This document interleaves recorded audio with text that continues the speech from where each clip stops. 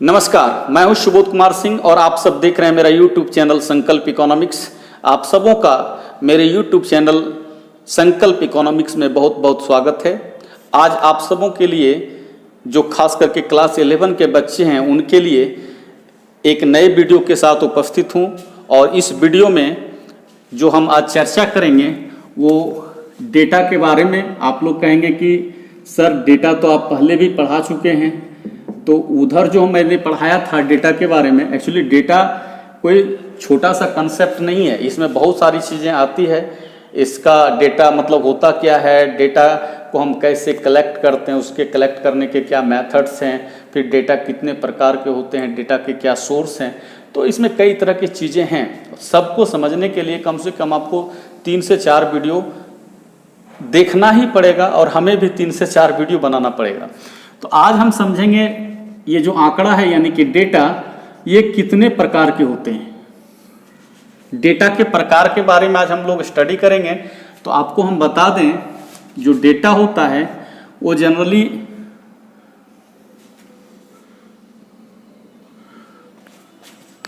दो तरह के होते हैं। एक आप लोग पढ़ेंगे प्राथमिक आंकड़ा यानी कि प्राइमरी डेटा,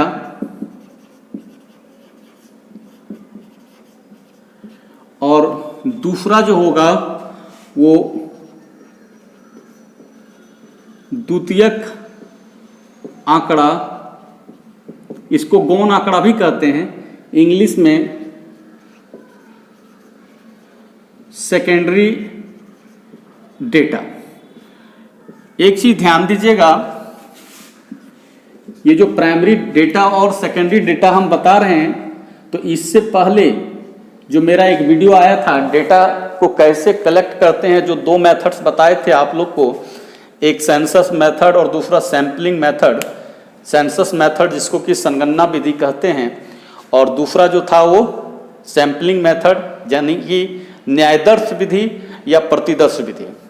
तो वो वीडियो को जरूर देख लीजिएगा, वो भी इम्पोर्टेंट वीडियो है। और आज का वीडियो तो और इम्पोर्टेंट वीडियो है, क्योंकि इस वीडियो से आप सबों को पता है कि सब्जेक्टिव का कंसेप्ट रहा नहीं, अब जो चल रहा है ऑब्जेक्टिव चल रहा है। तो आपको जैसे 50 क्वेश्चन यदि रहा और 100 नंबर का है, या 25 क्वेश्चन रहा आपको 50 नंबर का, तो एक क्वेश्चन पर 2 नंबर होता है। तो मान के चलिए आपको 2 से 3 ऑब्जेक्टिव इसी वीडियो से, इसी टॉपिक से आपको मिलेगा।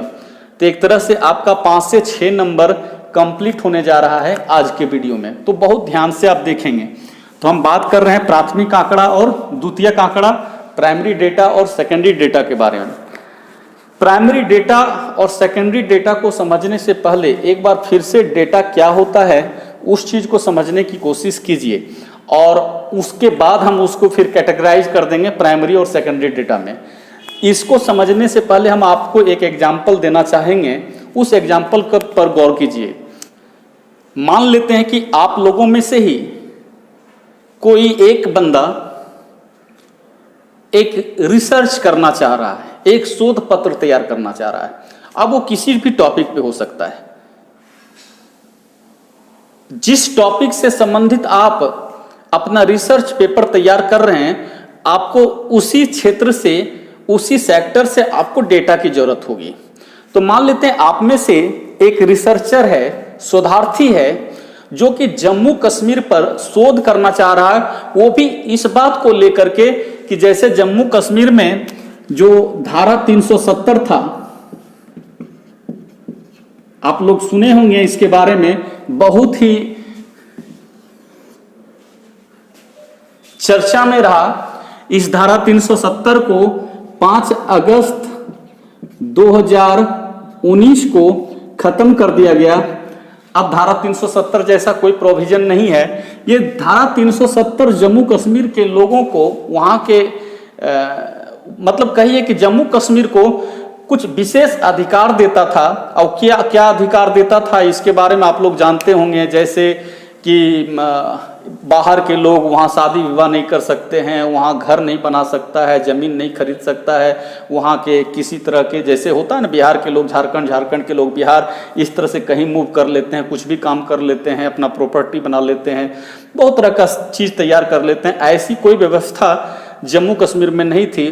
क्यों नहीं थी? क्योंकि वहाँ धारा 370 था जो कि एक स्पेशल राइट दे रहा था जम्मू कश्मीर के लोगों को।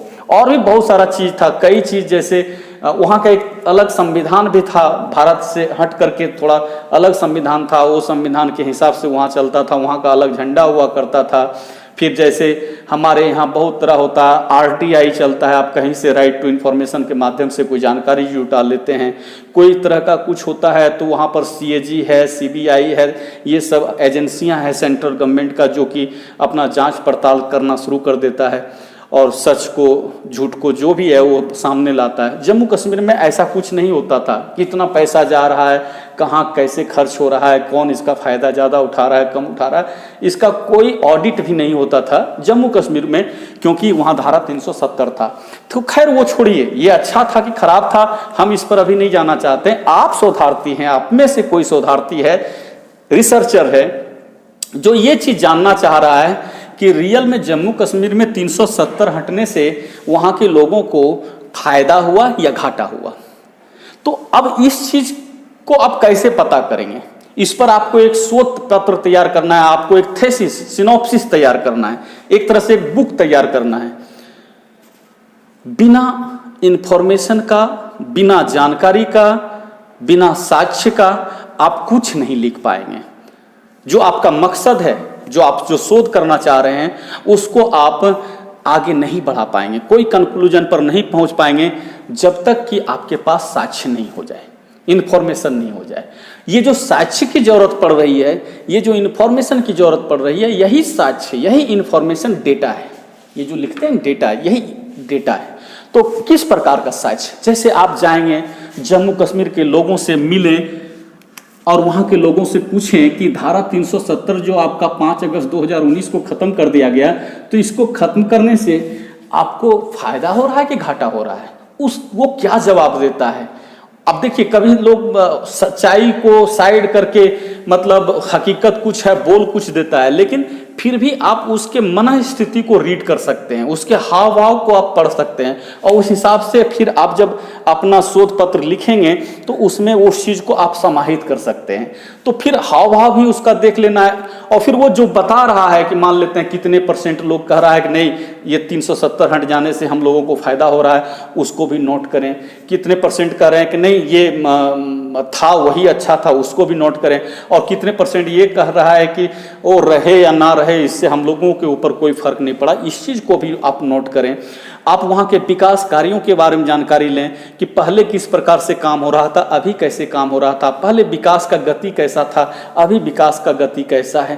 तो और स्वतंत्रता, जो फ्रीडम होता है, वो सबसे रिलेटेड भी आप क्वेश्चन कर सकते हैं, और उससे जो भी आपको इन्फॉर्मेशन मिल रहा है, जानकारी मिल रहा है, आप अपने डायरी में उसको नोट करते जाएं, और फिर आगे आप अपने ऑफिस में बैठ करके अपनी जो बातें हैं, जो आपका थेसिस है, आप उसको पूरा करने में यूज कर सकते हैं। तो मेरे कहने का मतलब है कि जब तक आपको वहाँ की जानकारी नहीं मिलेगी, आप उस पर कुछ नहीं लिख पाएंगे। यानी आपको डेटा चाहिए। अब डेटा जो हमको चाहिए, तो जैसे हम अभी बताए कि आप जाइए, लोगों से पूछ करके वहाँ के बारे में आप इन्फॉर्मेशन लीजिए। जो इन्फॉर्मेशन मिल रहा है वो डेटा है।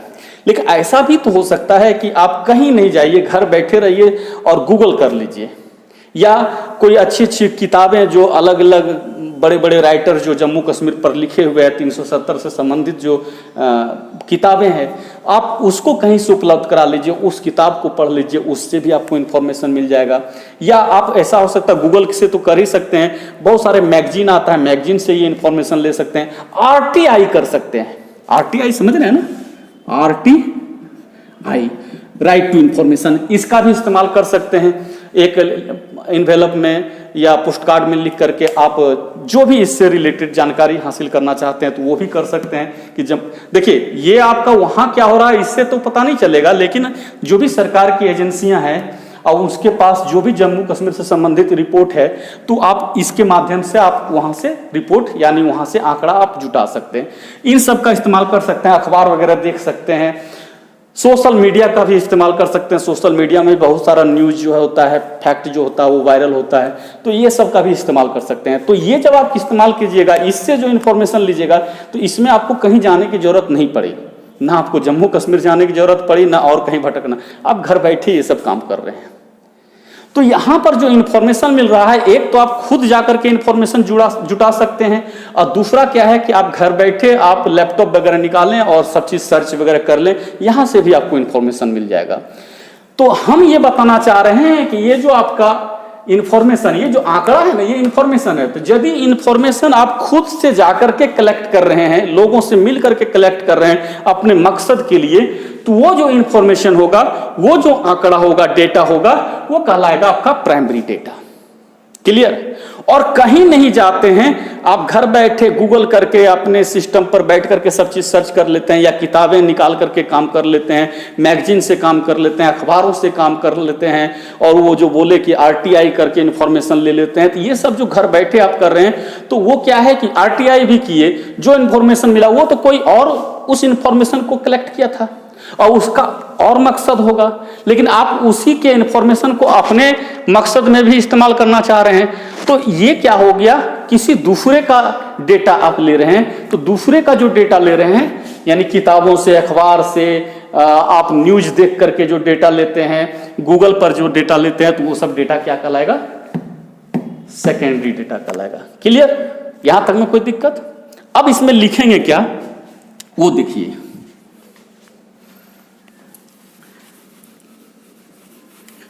कई पॉइंट इसमें डालना है, ऐसा करते हैं, ये इंग्लिश वाले वर्ड को यहीं पर एडजस्ट कर देते हैं, प्राइमरी डेटा, और इधर कर देते हैं द्वितीयक आंकड़ा। यही है द्वितीयक आंकड़ा, इसको इंग्लिश में क्या कहेंगे, सेकेंडरी डेटा। अब देखिए,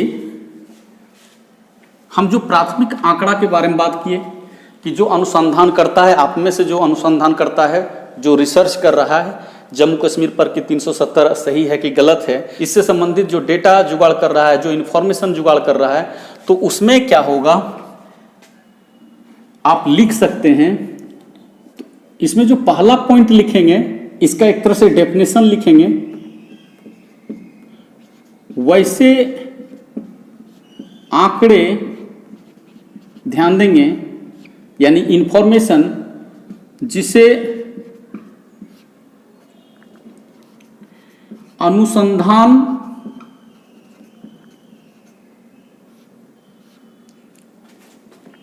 करता, इसको रिसर्चर कहेंगे इंग्लिश में,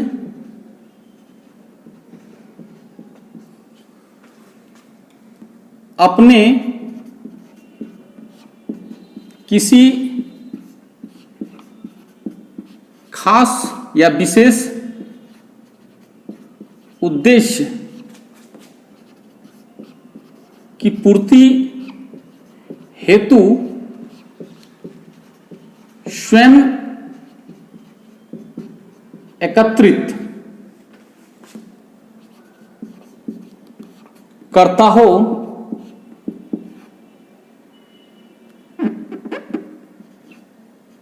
उसे प्राथमिक आंकड़ा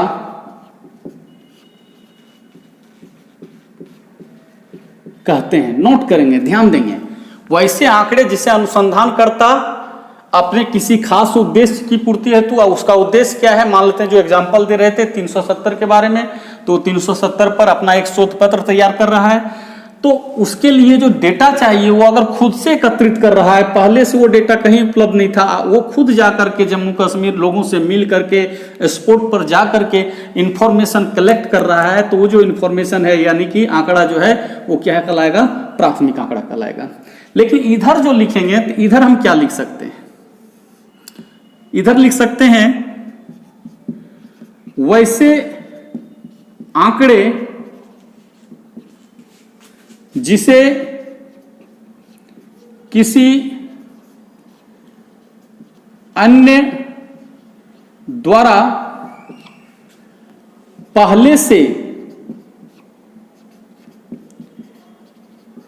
किसी अन्य उद्देश्य, यानी इस व्यक्ति का, इस शोधार्थी का जो उद्देश्य है वो उद्देश्य के लिए नहीं, वो जो दूसरा व्यक्ति किया है, कोई दूसरा आदमी किया है, दूसरा ने जो कलेक्ट किया है किसी दूसरे उद्देश्य के लिए, उसकी बात कर रहे हैं। तो पहले से किसी अन्य उद्देश्य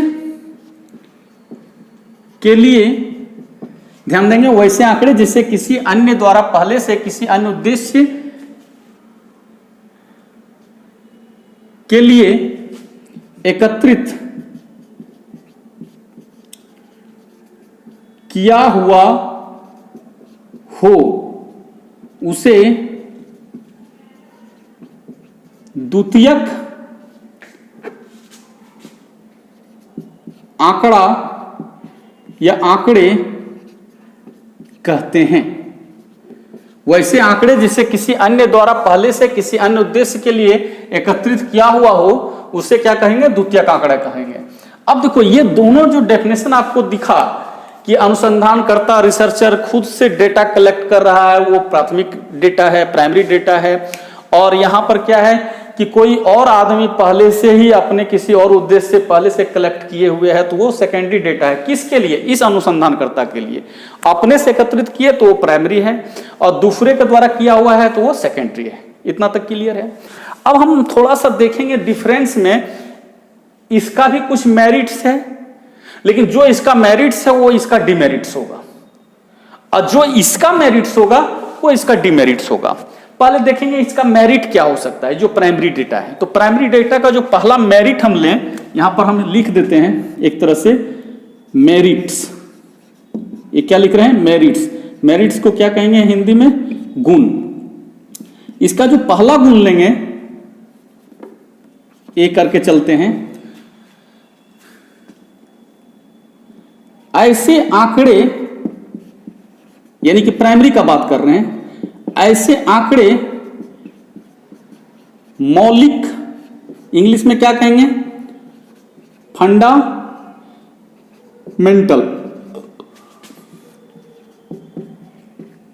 होते हैं।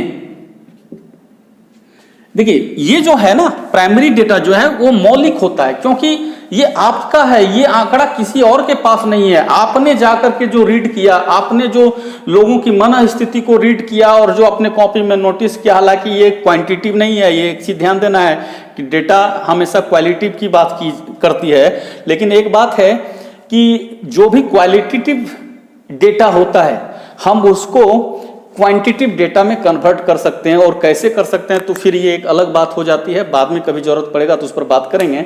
तो ये कन्वर्ट कर लेगा क्वालिटेटिव, यानी कि गुणात्मक आंकड़े को ये क्या करेगा? मात्रात्मक आंकड़े में कन्वर्ट कर लेगा।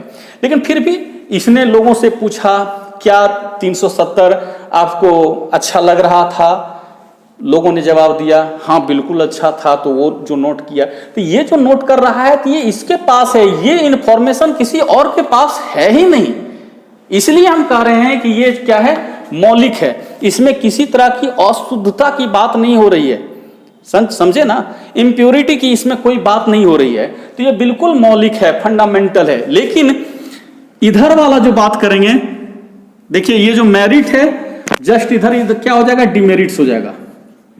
डिमेरिट्स यानी कि अवगुण।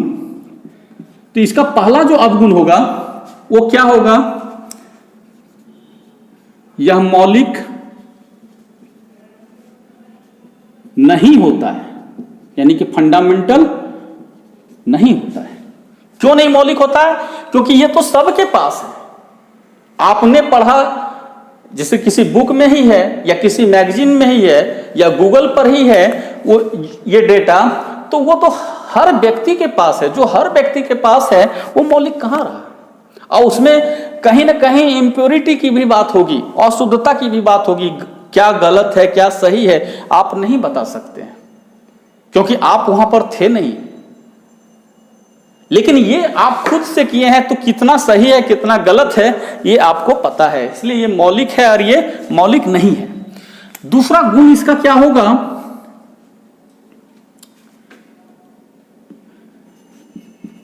ऐसे आंकड़े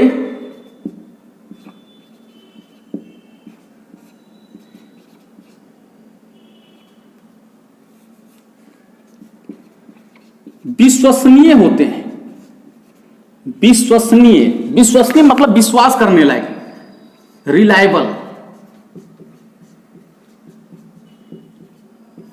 होते हैं। इधर आएंगे जस्ट इसका उल्टा, यानी रिलायबल नहीं होता है, विश्वसनीय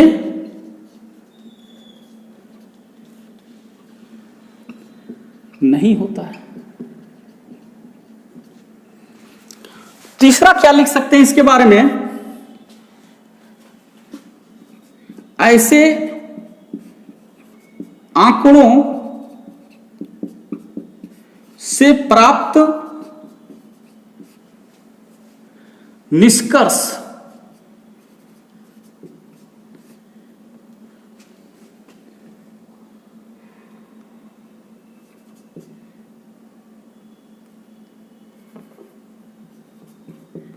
में त्रुटि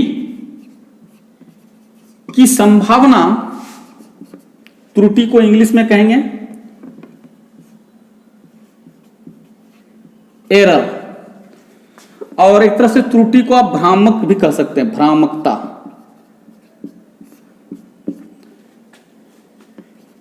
की संभावना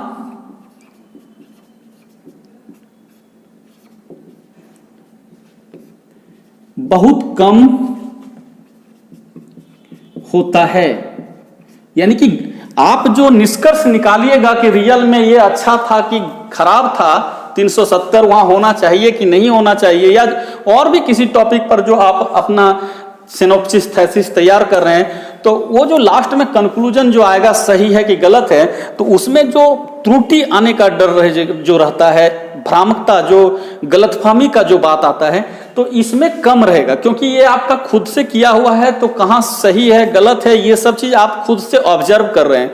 लेकिन इस डेटा का इस्तेमाल करके आप जाएंगे तो वो किसी और का किया हुआ है, वो कितना सही किया था डेटा कलेक्ट, कितना गलत किया था, हो सकता है कुछ कुछ आंकड़ा घर बैठे वो भी गलत सही बिठा दिया हो, तो या अपने मन से कुछ ऐड कर दिया हो जहां से वो उपलब्ध नहीं करा पाया, यानी कि मानते हैं फील्ड नहीं गया और घर बैठे ही या फोन पर बात करके किसी से कुछ इन्फॉर्मेशन ले लिया, भाई जम्मू कश्मीर के आदमी को फोन लगा दिए, उससे कुछ पूछ लिए क्या सही है क्या गलत है, वो जो बता दिया, तो वो उसके द्वारा किया हुआ है, तो क्या सही है क्या गलत है कहना मुश्किल है। यदि डेटा ही गलत है तो स्वाभाविक है कि उससे जो कंक्लूजन निकलेगा, जो निष्कर्ष निकलेगा, आउटपुट जो निकलेगा वो भी गलत हो सकता है।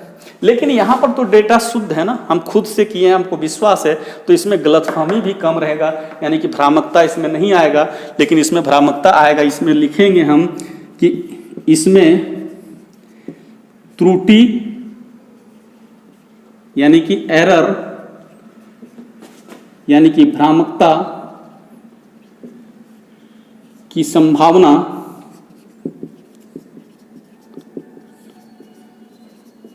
अधिक रहती है। इसके आधार पर इस डेटा के हिसाब से चलेंगे तो ये सब प्रॉब्लम आने की संभावना है। तो ये तो रही बात आपकी क्या, एक तरह से इधर का मेरिट और इधर का डिमेरिट।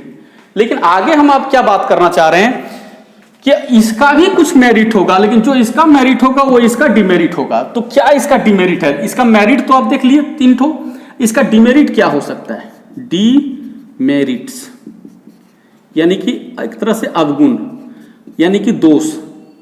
यहां पर अवगुण की जगह क्या लिख सकते हैं? दोष लिख सकते हैं।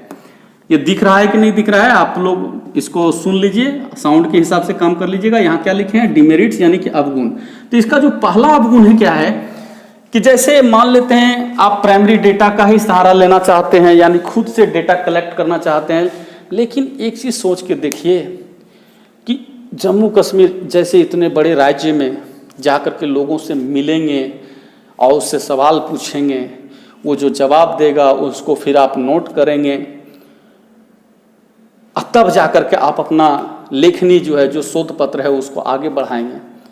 क्या इसमें समय कम लगेगा? सोच करके देखें, लगेगा कम समय लगेगा? नहीं लगेगा, बहुत अधिक समय लगेगा इसमें, क्योंकि हर गांव जाना, हर शहर जाना, लोगों से मिलना, घर घर जाना नहीं, और गांव गांव जाना, पीपुल टू पीपुल कांटेक्ट करना, तो इसमें तो टाइम बहुत ज़्यादा लगेगा।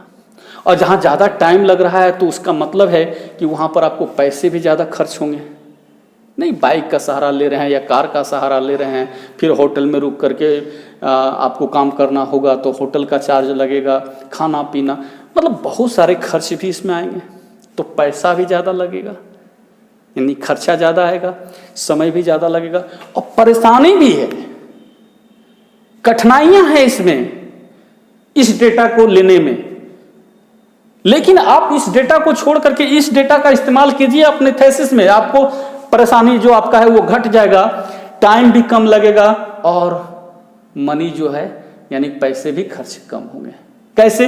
तो चूंकि ये डेटा का इस्तेमाल कर रहे हैं तो कोई और किया था, उसी का डेटा आप इस्तेमाल कर रहे हैं, तो कहीं किताबों में है, अखबारों में है, सोशल मीडिया में है, गूगल पर अवेलेबल है, या किसी सरकारी या गैर सरकारी दफ्तर में है, तो वहाँ से इकट्ठा करना आपके लिए ज़्यादा परेशानी का कारण नहीं हो सकता है।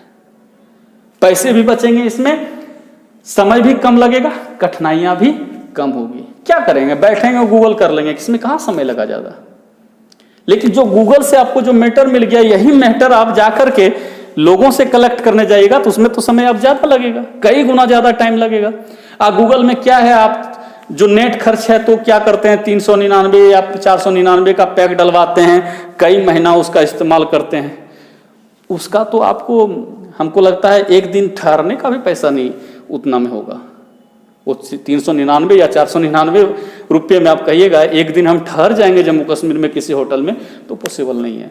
जाना आना वो ट्रेन से या प्लेन से, तो वो तो और ज़्यादा कॉस्टली पड़ेगा। तो मेरे कहने का मतलब ये है कि इसमें प्रॉब्लम क्या है, जो प्रॉब्लम है वही इसका डिमेरिट है। इसमें समय एवं धन यानी कि टाइम एंड मनी की अधिक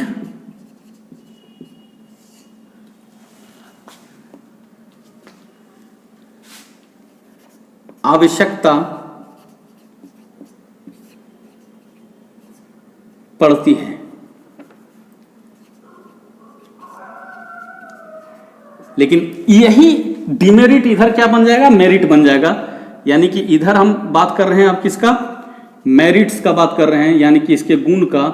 तो इसका पहला जो गुण होगा वो होगा कि इसमें समय एवं धन की कम जरूरत पड़ती है।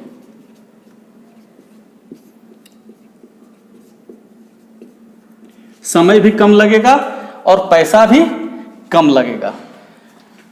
नेक्स्ट, इसमें अधिक परिश्रम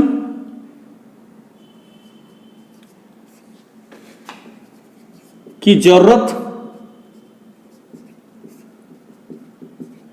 पड़ती है। तो इधर क्या हो जाएगा, इसमें कम परिश्रम की आवश्यकता होती है।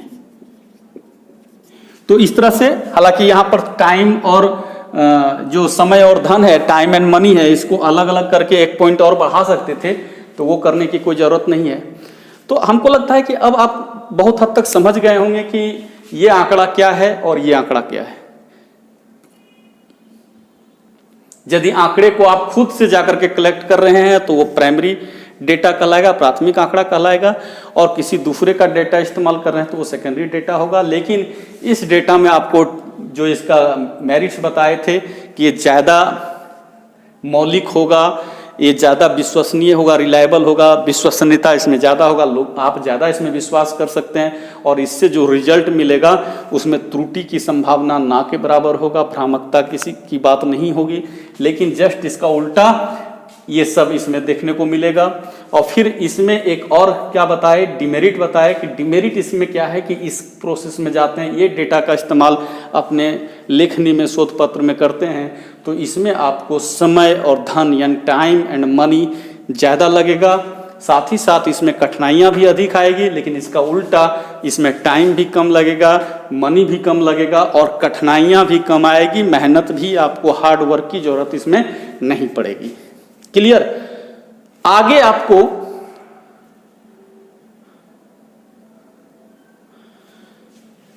आपको एक चीज हम बताना चाहते हैं, जैसे कि ये जो प्राइमरी डेटा और सेकेंडरी डेटा आप देख रहे हैं, तो इस डेटा के क्या सोर्स हैं और इस डेटा के क्या सोर्स हैं। ठीक है, तो ये डेटा का सोर्स जैसे देखिएगा, क्या जो अभी बताया कि किसी और के द्वारा जो कलेक्ट किया हुआ है, तो किसी और के द्वारा जब कलेक्ट किया हुआ हम सोर्स की बात कर रहे हैं, तो उसमें हम मेंशन कर ही देते हैं। पहले तो आप इसको, अगर आपको स्क्रीनशॉट की जरूरत पड़ेगी तो इसको कर लीजिएगा, देख लीजिए इसको अच्छे से बोर्ड पर।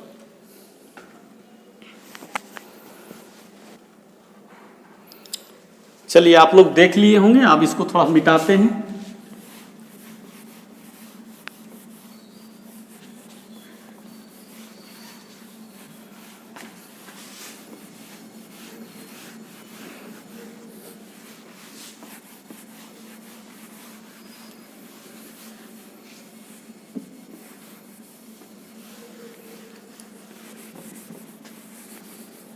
ये जो बताया कि आप जो प्राइमरी डेटा कलेक्ट कीजिएगा, तो इसके लिए वहाँ स्पॉट पर जाना पड़ेगा, लोगों से मिलना पड़ेगा और तब इंफॉर्मेशन आप कलेक्ट कीजिएगा। तो उसमें करना क्या है वो बता देते हैं आपको।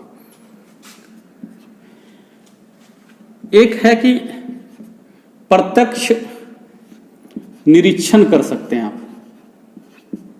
इसको आप कह सकते हैं डायरेक्ट ऑब्जर्वेशन कर सकते हैं। फील्ड में जाइए, आज चीज़ों को ऑब्जर्व कीजिए, उसका निरीक्षण कीजिए। दूसरा क्या हो सकता है कि आप लोगों का साक्षात्कार कीजिए, यानी कि इंटरव्यू लीजिए। क्या कीजिए? इंटरव्यू लीजिए। और थोड़ा सा इधर इसको करते हैं, इंटरव्यू यानी कि क्या बोले थे, साक्षात्कार ना, इंटरव्यू।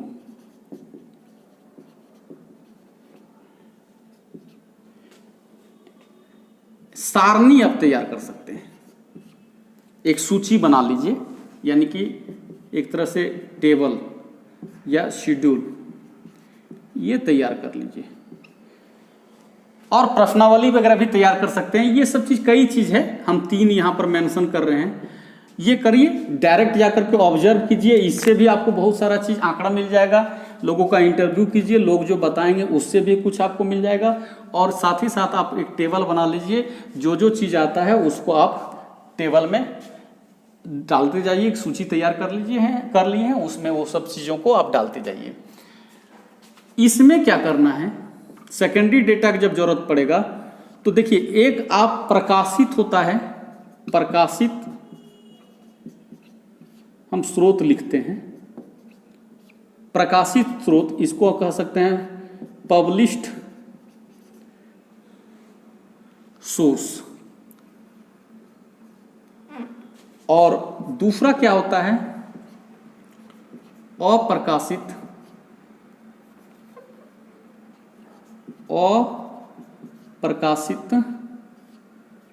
स्रोत, यानी कि अनपब्लिश्ड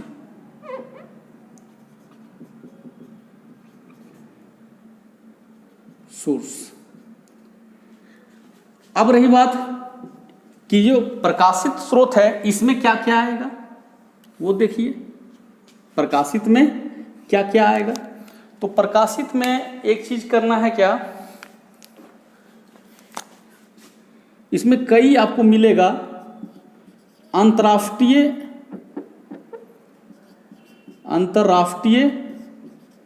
जो प्रकाशन है, यानी कि इंटरनेशनल पब्लिकेशन, इसका आप सहारा ले सकते हैं। होता है ना, जैसे कि WTO के द्वारा या WHO के द्वारा, UNO के द्वारा बहुत सारा आपको मिल जाएगा। वर्ल्ड बैंक का बहुत सारा रिपोर्ट होता है, आंकड़ा होता है, तो वो सब का इस्तेमाल आप कर सकते हैं। जब अंतर्राष्ट्रीय प्रकाशन की बात की है तो राष्ट्रीय भी हो सकता है। राष्ट्रीय प्रकाशन, राष्ट्रीय प्रकाशन यानी कि जो भी नेशनल पब्लिकेशन है उसका आप सहारा ले सकते हैं।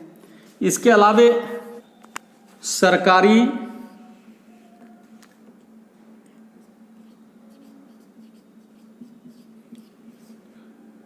और गैर सरकारी,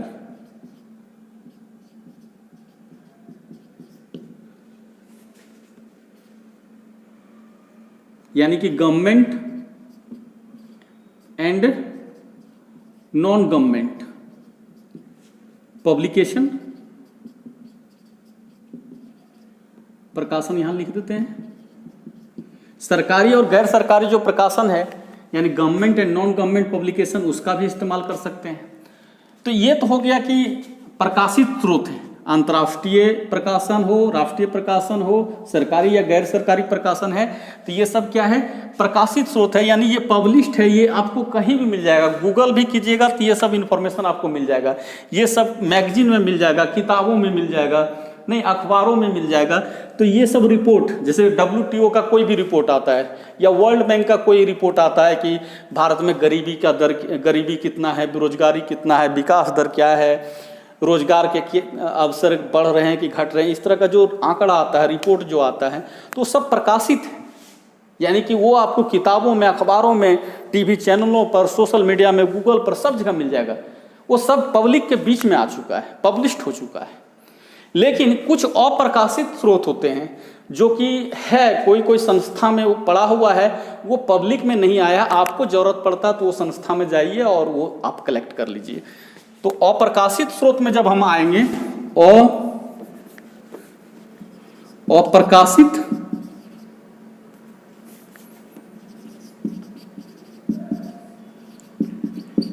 स्रोत में जब हम आएंगे तो इसमें क्या बात करेंगे वो देखिए। ऐसा करते हैं, इसको मिटा देते हैं, ये आप देख लीजिएगा, स्पेस नहीं है, ये आपका प्रकाशित है। अप्रकाशित में आप आ रहे हैं, अप्रकाशित जो पब्लिश्ड नहीं हुआ है, इसमें सरकारी अभिलेख को ले सकते हैं और दूसरा गैर सरकारी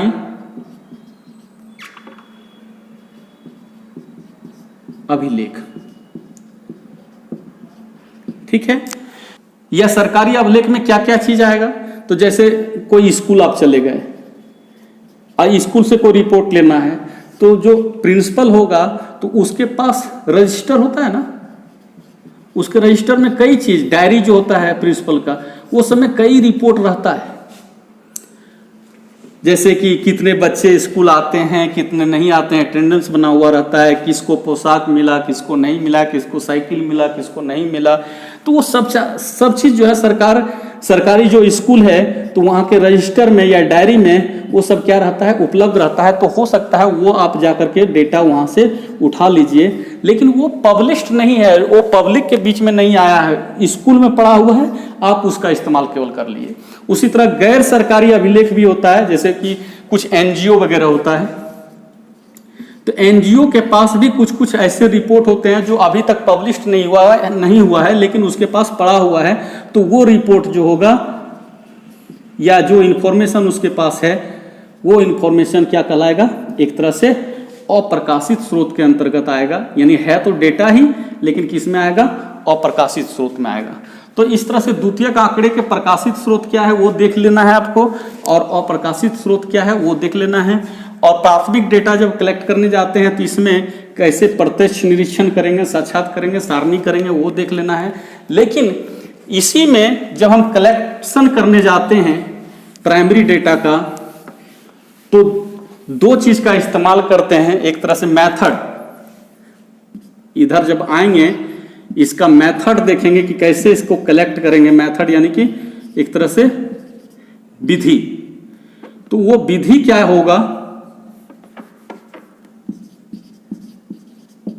कलेक्शन का, तो इसमें जो कलेक्शन का जो विधि होगा प्राइमरी डेटा का, वो हम बताना चाह रहे हैं आपको। एक होगा संगणना विधि, जिसको कहेंगे सेंसस मेथड,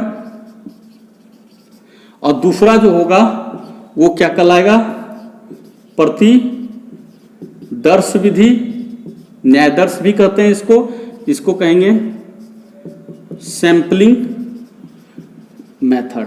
जैसे अभी जो बोले 370 के बारे में जो आप इंफॉर्मेशन जुगाड़ कर रहे हैं 370 के बारे में कि सही है कि गलत है, आप इस इंफॉर्मेशन के लिए जम्मू कश्मीर के हर आदमी से जाकर के मिल करके आप सवाल किए और इंफॉर्मेशन जुगाड़ किए हैं, जुटाए हैं, सब लोगों से मिले हैं, हर यूनिट से मिले हैं, हर इकाई से मिले हैं। तो इसका मतलब है कि आप इस मेथड में चल रहे हैं।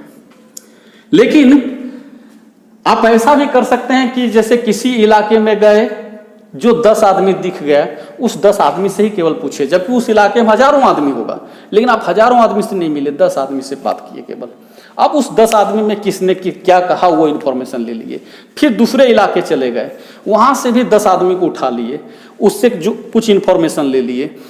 तो इस तरह से कर रहे हैं। कोई एक जिला चले गए, सब गांव नहीं गए, उस जिला में 10 गांव को सिलेक्ट कर लिए, वो 10 गांव में से 10 गांव विजिट किए और उसमें भी सब लोगों से नहीं मिले, हर गांव से 10-10 आदमी से मिले और इससे इंफॉर्मेशन ले लिए। तो इसका मतलब है कि आप सबसे नहीं मिल रहे हैं, हर यूनिट का इस्तेमाल नहीं कर रहे हैं। तो इसका मतलब है कि आप किसका इस्तेमाल कर रहे हैं, सैंपलिंग मेथड का यूज कर रहे हैं। समझ गए। जैसे देखिए किसी के शरीर में जैसे शुगर की बीमारी है, ये जानना है, तो ये टेस्ट करने के लिए यूरिन जो लिया जाता है या जो ब्लड लिया जाता है, तो क्या शरीर का पूरा ब्लड लिया जाता है? नहीं लिया जाता है, थोड़ा सा लिया जाता है। शरीर में तो ढेर सारा ब्लड है, लेकिन इतना सा ब्लड लिए और इसी से हम उसी को टेस्ट करके अपना निष्कर्ष निकाल लेते हैं। तो वो सैंपल कहलाया, जो थोड़ा सा लिए वो सैंपल कहलाया। समझ गए ना। यूरिन जो लिया जाता है तो थोड़ा सा एक डब्बे में लिया जाता है, एक सीसी में लिया जाता है, तो वो सैंपल हुआ। तो उसी तरह से हजारों के बीच में 10 आदमी को हम लिए तो वो क्या कहलाएगा, सैंपल कहलाएगा। लेकिन हजारों का काम करना है और हजारों से जाके मिले तो वो क्या कहलाएगा, संगणना विधि, सेंसस मेथड कहलाएगा। फिर इसमें क्या होगा, वही प्रॉब्लम कि इस मेथड का इस्तेमाल जब कीजिएगा तो इसमें टाइम ज्यादा लगेगा, नहीं लगेगा। एक होगा टाइम ज्यादा लगेगा, दूसरा क्या होगा, मनी ज्यादा लगेगा, यानी पैसा भी ज्यादा लगेगा अग्नि जी। ये प्रॉब्लम है, टाइम भी ज्यादा लगेगा, मनी भी ज्यादा लगेगा। और तीसरा सी में लेबर भी ज्यादा काम, लेबर नहीं कहिए, वर्क भी इसमें हार्ड वर्क कर सकते हैं, हार्ड वर्क ज्यादा करना पड़ेगा। तो ये सब इसका प्रॉब्लम है। लेकिन ये एक तरह से इसका क्या बताए, अभी डिमेरिट बताए कि ये मेथड का डिमेरिट है। लेकिन जब इसके मेरिट में आएंगे तो मेरिट में क्या दिखेगा, वही कि ये रिलायबल ज्यादा होगा। यानी हमारे कहने का मतलब है कि जो इस मेथड का, ये प्राइमरी डेटा का मेरिट था, समझ गए, जो मेरिट था वो इसका भी मेरिट होगा, और जो इस प्राइमरी डेटा का डिमेरिट था वो इसका भी डिमेरिट्स होगा। तो ये एक तरह से डिमेरिट्स था किसका, प्राइमरी डेटा का, कि टाइम ज्यादा लग रहा है, मनी भी ज्यादा लग रहा है, वर्क भी ज्यादा करना पड़ रहा है। लेकिन मेरिट इसका क्या हो जाएगा, ये रिलायबल होगा। और मेरिट क्या होगा, ये फंडामेंटल होगा, यानी कि मौलिक होगा। और क्या मेरिट हो सकता है, इसमें एरर कम आएगा, लेस एरर आएगा। तो ये सब इसका क्या है, मेरिट है। लेकिन जो इसका डिमेरिट्स था वो इधर का क्या हो जाएगा, मेरिट्स हो जाएगा। क्या हो जाएगा, मेरिट्स हो जाएगा। यानी कि इसमें लेस टाइम, टाइम क्या लगेगा, लेस लगेगा। और इसमें मोर टाइम, जो लिखे हैं टाइम यानी मोर टाइम, इसमें क्या था, मोर मनी, मोर वर्क। लेकिन इसमें क्या होगा, less time, lace work, less money, ये सब आएगा। और फिर जो ये रिलायबल है, ये फंडामेंटल है, ये लेस एरर जो लिख रहे हैं, तो इसका उल्टा कर देंगे इधर, तो इधर का क्या बन जाएगा, डिमेरिट्स बन जाएगा। कर दीजिएगा उल्टा। तो इस तरह से हम डेटा के बारे में आज बहुत कुछ जाने। इससे रिलेटेड कुछ क्वेश्चन, आप लोग घबराइएगा नहीं। आप लोग को लगता होगा इकोनॉमिक्स वाले सर खास करके 11 को सीरियसली नहीं ले रहे हैं, बहुत कम पढ़ा रहे हैं। कोई बात नहीं है, हम कभी भी इसको मैनेज कर लेंगे। कभी न कभी तो ऑफलाइन मिलेंगे ही, और नहीं ऐसा होगा तो बीच बीच में आएंगे। आप लोग को ऑब्जेक्टिव, जैसे ये सब पढ़ा दिए तो इससे कैसा ऑब्जेक्टिव आ सकता है, हम 10 ऑब्जेक्टिव इसमें पहले से लिखे हुए रहेंगे और वो लाइव क्लास में करके ऐसा दिखाएंगे। आपसे पूछते जाएंगे कि क्वेश्चन नंबर 1 में ये क्वेश्चन है और इसके 4 ऑप्शन है, कौन सही लग सकता है, आप लोग जवाब दें। आप लोग को 5 से 10 सेकंड टाइम दिया जाएगा, आप जवाब देते जाइएगा, हम भी फिर सही आंसर बता देंगे। और उसमें क्या कारण है सही होने का या गलत होने का, उसका विशेष रूप से हम व्याख्या भी कर देंगे। तो हमको लगता है कि आपके लिए ज़्यादा रोचक और फायदेमंद होगा। तब तक के लिए आज हमें आज्ञा दीजिए, मिलेंगे अगले क्लास में। तब तक के लिए जय हिंद, जय भारत, धन्यवाद।